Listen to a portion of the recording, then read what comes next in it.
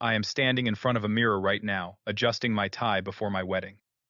In a few hours, I will marry the sister of the woman who once destroyed my life. 16 years ago, I had everything. A loving wife, a baby on the way, a promising career, and a family who said they were proud of me. Then one night, a coworker told a lie and everything crumbled. My own brother beat me until I bled. My father disowned me. My pregnant wife walked out and took my unborn son. Before I share how I got here, let me know where you are watching from today. Drop your location in the comments below. If stories about betrayal, redemption, and finding love in the most unexpected places resonate with you, hit that like button and subscribe to the channel. This is a story about how one lie can destroy everything and how true love can come from the person you least expect. Let us begin. My name is Lane, and when I was 26 years old, I thought I had figured out life. I was working as a construction engineer at Morrison & Associates in Denver, Colorado. After 4 years of long hours, weekend projects, and proving myself on every single job site, I had just been promoted to project manager. My salary doubled overnight.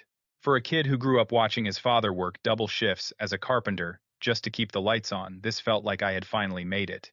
My father, Harold, was a former military man.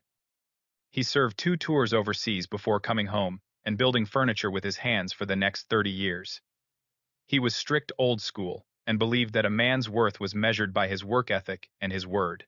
My mother, Linda, was a homemaker who spent her whole life supporting my father's decisions without ever questioning them. She was kind, gentle, but never had a voice of her own in that house. Then there was my older brother, Marcus. He was 3 years older than me, and from the time we were kids, there was always this unspoken competition between us. Marcus struggled in school while I earned scholarships. He became a mechanic while I went to college. I never rubbed it in his face, but I could see it in his eyes sometimes. That quiet resentment, that feeling that somehow my success made his life look smaller. But despite all of that, I loved my family, and I believed they loved me too. The best part of my life at that time was my wife, Megan. I met her 3 years earlier at a mutual friend's birthday party. She was an elementary school teacher with the warmest smile I had ever seen. We talked for hours that first night, and I knew by the end of it that I wanted to spend my life with her. We dated for 2 years before I proposed, and she said yes before I even finished the question. When I got that promotion, Megan was 4 months pregnant with our first child. I remember coming home that day, picking her up and spinning her around the kitchen. She laughed and told me to be careful. I put my hand on her belly and felt our baby kick for the first time. In that moment, I thought nothing could ever take this happiness away from me. Megan had a younger sister named Sophie.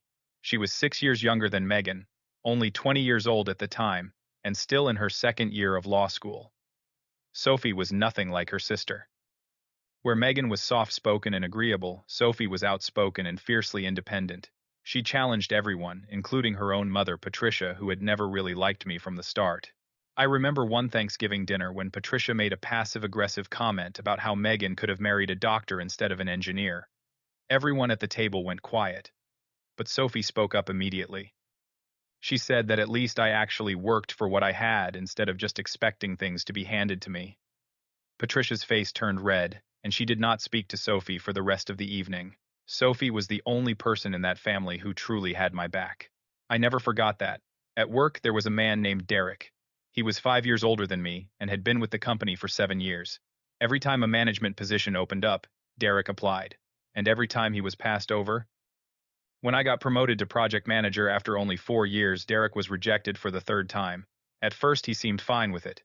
He shook my hand, congratulated me, and said he was happy for me. But over the following weeks, I started noticing things. Whispered conversations that stopped when I walked by. Reports that were mysteriously incomplete when they reached my desk. Small mistakes that somehow always traced back to projects Derek had touched. I told myself he was just adjusting, that his pride was hurt and he needed time. I did not want to believe that someone I worked with every day could be plotting against me. Then there was Amanda. She was a new administrative assistant, 23 years old, fresh out of college. She was friendly and hardworking, and she quickly became popular in the office. But I noticed that Derek paid her a different kind of attention. He would find excuses to stand too close to her. He would send her messages that made her uncomfortable. Once I saw him corner her in the break room, his hand on the wall beside her head, leaning in too close. One afternoon, I walked into the copy room and found Amanda pressed against the wall with Derek blocking her path. Her eyes were wide with fear. I grabbed Derek by the shoulder and pulled him back. I told him to leave her alone. His face twisted with anger and he said something I will never forget. He said, "You are going to regret this." I did not take his threats seriously. That was my first mistake. What I did not know was that Derek had already started spreading rumors about me. He told people that I was the one harassing Amanda, that I had used my new position to pressure her into things she did not want. He fabricated emails. He twisted innocent conversations into something sinister. And because I was new to management, because people did not know me as well as they knew Derek, some of them believed him. The rumors spread through the office like wildfire. And somehow they reached my brother Marcus. One of his friends worked at the same company and he heard the gossip. He told Marcus everything. And Marcus, who had spent his whole life feeling like he was in my shadow, believed every word without question. Marcus told my father. And my father called me that evening, his voice cold and hard. He said, "Come to the house tonight. We need to talk." I thought he wanted to discuss the baby, maybe plan a nursery, or talk about names. I told Megan I would be back in a couple of hours. She smiled and said she would wait up for me. I drove to my parents' house with no idea that my life was about to be destroyed. When I walked through my parents' front door, I knew immediately that something was wrong. My father sat in his chair like a judge about to deliver a sentence.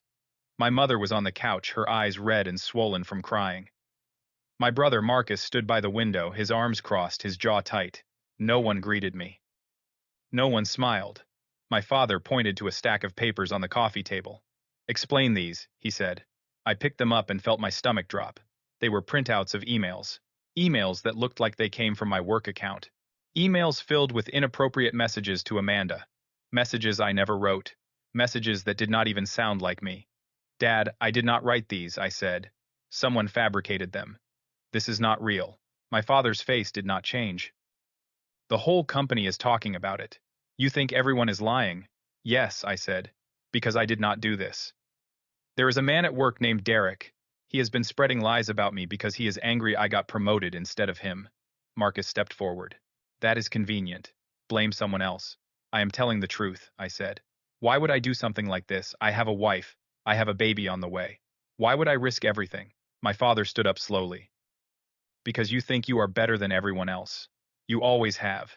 You got your fancy degree and your big salary, and you thought the rules did not apply to you. Dad, please. Just listen to me." That was when Marcus hit me. His fist connected with my face before I even saw it coming. I stumbled backward, blood pouring from my nose. Before I could regain my balance, he hit me again. And again. I fell to the floor, and he started kicking me. I did not fight back. I could not. This was my brother. My own flesh and blood. My mother screamed for him to stop. She begged and pleaded, but she did not move from the couch. She did not try to pull him away. My father just stood there, watching, his arms folded across his chest. Finally, my father said, "That is enough." Marcus stopped. He was breathing hard, his knuckles bloody. My father looked down at me like I was a stranger. "From this moment on, I have no son named Lane. You are not welcome in this house. You are not part of this family. Get out." I tried to speak, but my mouth was full of blood. I tried to explain, but no words came. I crawled to the door and pulled myself up using the frame. I looked back at my mother, hoping she would say something, hoping she would defend me. But she just sat there crying, her eyes fixed on the floor. I walked out of that house with a broken nose, cracked ribs, and a shattered heart. I drove home as fast as I could, praying that at least Megan would believe me. She was my wife. She knew me better than anyone. She would listen. She would understand. But when I opened our front door, I found her standing in the living room, with her suitcases packed. Her mother, Patricia, was beside her, a look of cold satisfaction on her face. "Megan," I said, my voice breaking, "please let me explain." She looked at my bloody face, and for a moment I thought I saw concern in her eyes. But then it was gone, replaced by something else. Doubt, disappointment, disgust. "The whole town is talking. Lane," she said. "Your own family believes it. Why should I be any different? Because you are my wife. Because you know who I am." I thought I knew. Now I am not so sure. Patricia put her arm around Megan. "Come on, sweetheart. You do not need to listen to this." I fell to my knees. I grabbed Megan's hand. "Please. That baby is mine too. You cannot take our child away from me." Megan pulled her hand back. "This baby will never know your name. I will make sure of that." She walked out the door without looking back. Her mother followed, pausing only to give me one final look of contempt. I sat alone in that empty house for hours. I stared at our wedding photo on the wall. I thought about the nursery we had started decorating just last week. Yellow walls because we did not know if it was a boy or a girl yet.